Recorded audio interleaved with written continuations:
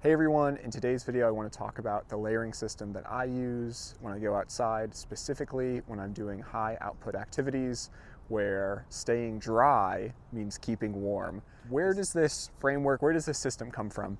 I heard about it through researching and learning about the PCU sort of system that was developed for the US Army Special Forces. I saw a video where Mark Twight, who is a famous mountaineer and alpine climber, he also does some ice climbing, was giving sort of a rundown of this layering system. I guess he was contacted by the US Army. There's some connection there. And he didn't invent it. It's not sort of coming just out of Mark's mind, but he borrowed a lot from Scottish mountaineers. And in Scotland, it's really, really damp and it's really, really cold. And there was sort of a realization in Scotland that you're never gonna stay perfectly dry. The point shouldn't be to stay perfectly dry, but rather it should be, instead of staying dry, staying warm, and instead of staying dry, getting dry. So you want a system of layers where you can sort of evaporate out the moisture, where you try not to sweat, and the sweat that does sort of come from the inside can get out. The first layer I want to talk about is the base layer. This is going to be your next to skin layer, and the goal of your base layer is to wick moisture that your body is creating. One of the most common base layers is just a merino wool or a synthetic t-shirt or long sleeve t-shirt. Merino wool is especially great. It doesn't stink after days and days and days of use. It doesn't get cold. If it gets wet, it's made of sort of organic fibers. It is a really great base layer, both for wicking sweat, for keeping warm, and for not stinking. Another form of base layer would be something like this, which is a mesh t-shirt. There are long sleeve versions of this, there are short sleeve versions of this, there's tank tops. The Norwegians have been wearing mesh t-shirts for years and years and years. And after some great Instagram ads and marketing, these are getting more and more popular. Sun hoodies are another great and obvious choice as a next to skin base layer. In addition to helping you regulate your moisture and heat, they also help protect you from the sun. If the weather's a little bit colder, you might even opt for something like a fleece, and you can wear a fleece sort of as your base layer next to your skin. If it's synthetic or wool, it will do a great job helping to get the moisture off your body and through the rest of your layers. While fleeces can be used as your first base layer, usually they'll be used in sort of the second layer in your system, which is your active insulating layer. The goal of this layer is to help trap some of your body heat while you're moving and keep you warm while you're moving, but it's not going to do a great job of protecting you from precipitation or wind. Some examples of a good active insulating layer are this grid fleece that I'm wearing right now, or it could be a insulated vest like this one that has alpha direct insulation. It could be a synthetic insulated hoodie like this one. Your active insulating layer could even be part of a garment that serves multiple purposes and has some sort of wind or precipitation stopping fabric on the outside, like this insulated soft shell jacket or this insulated soft shell jacket. The third layer in the system is going to be either a wind shell, a soft shell, or a hard shell jacket.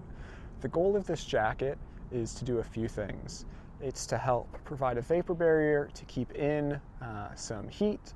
It's to stop wind and precipitation from sort of leaching out your heat or making you incredibly wet to the point where you can't dry out. On the lightest end of this spectrum, we have something like this wind shell, which is not going to do much for precipitation, but it's going to do two other things. The first is that it's going to sort of act as a vapor barrier to keep in some of the heat that I'm generating. And the second is that it's going to keep wind from sort of taking my heat and blowing it off of my body. This could also be something like a true dedicated soft shell jacket like the one that I'm wearing. This will help sort of keep in some of the heat. It'll still be highly breathable to sort of get that excess moisture out, but it'll protect you from the elements a little bit better. If the weather requires it, you might want to consider a hard shell jacket. A hard shell jacket will do a much better job at protecting you from wind and rain, but it's going to do a much worse job at helping you regulate your moisture from the inside. I would recommend finding a hardshell jacket with some sort of mechanical ventilation, like these pit zips. But even the best Gore-Tex, even jackets made by brands with dead birds as their logo, these are not going to be nearly as good at helping you regulate your moisture from the inside as a soft shell or a wind shell jacket. For that reason, I think this category really does well with having multiple different pieces.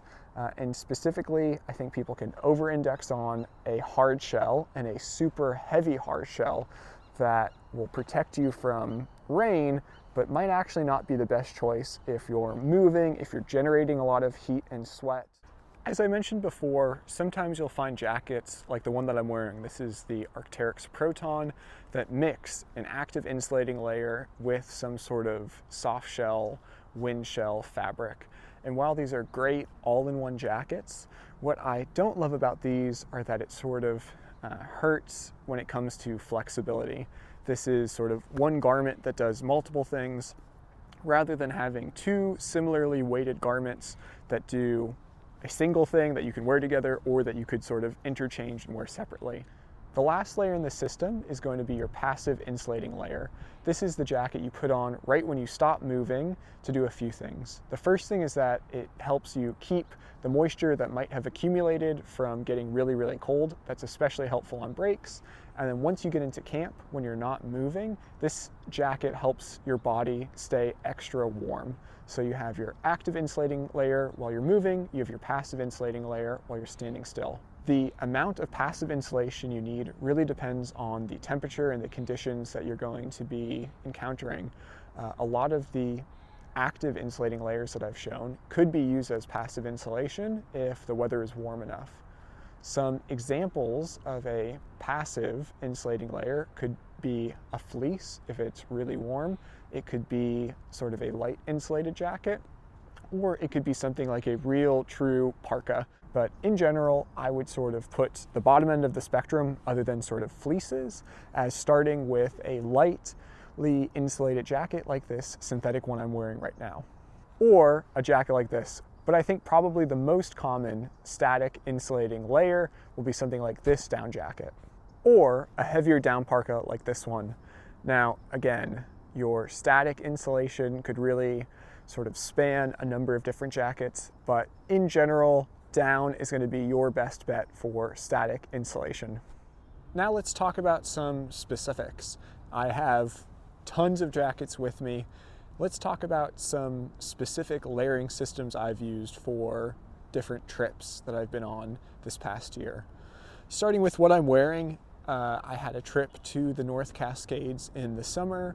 We were there in August. We climbed Baker, and then a couple days later, Mount Shuksan. And this was what I wore for, I would say, 90% of the time. And actually, I was wearing this and shorts. It was probably 40s, 50s, 60s, so fairly warm. We were doing a lot of movement. We were trying to move fast. We were trying to move light. So I really didn't need an active insulating layer. The active insulation was either this soft shell or my sun hoodie. And I loved this sun hoodie. I was wearing this sun hoodie pretty much all the time.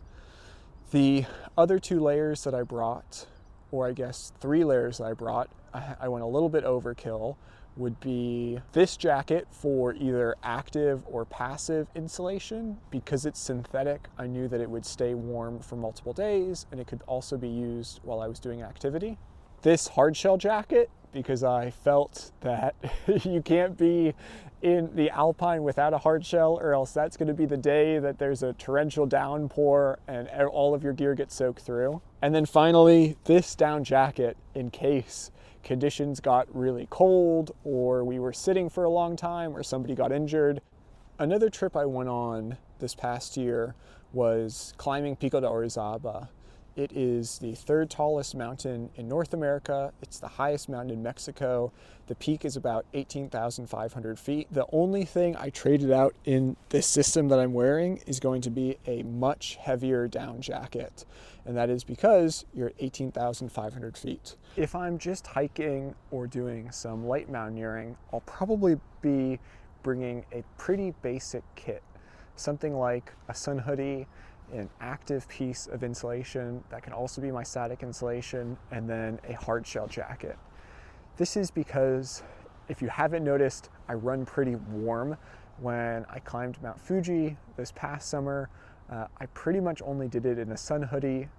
It was up to 13,000 feet, and it was probably, I don't know, 40s at the summit, but I was working up so much of a sweat that I just wasn't cold. I could have used, an Alpha Direct hoodie if I was colder, but I wasn't. So I was mainly hiking in a sun hoodie. I had sort of a piece of insulation like this to put on during breaks, or when we got to the summit, or if we stopped moving, or sort of like went indoors, and then a rain jacket because it was really, really rainy. But I really like to keep it simple. This is the same with sort of backpacking in the Sierras or just doing some basic hiking. I usually don't wear active insulation while I'm doing an activity just because I run so warm. So I think this is maybe something to keep in mind, is go out there, test your gear, put on a backpack, and really try the gear that you're going to be using and sort of see what works for you. So in closing, I hope you enjoyed this video. If you did, give it a like. Feel free to ask questions. I try to be super responsive.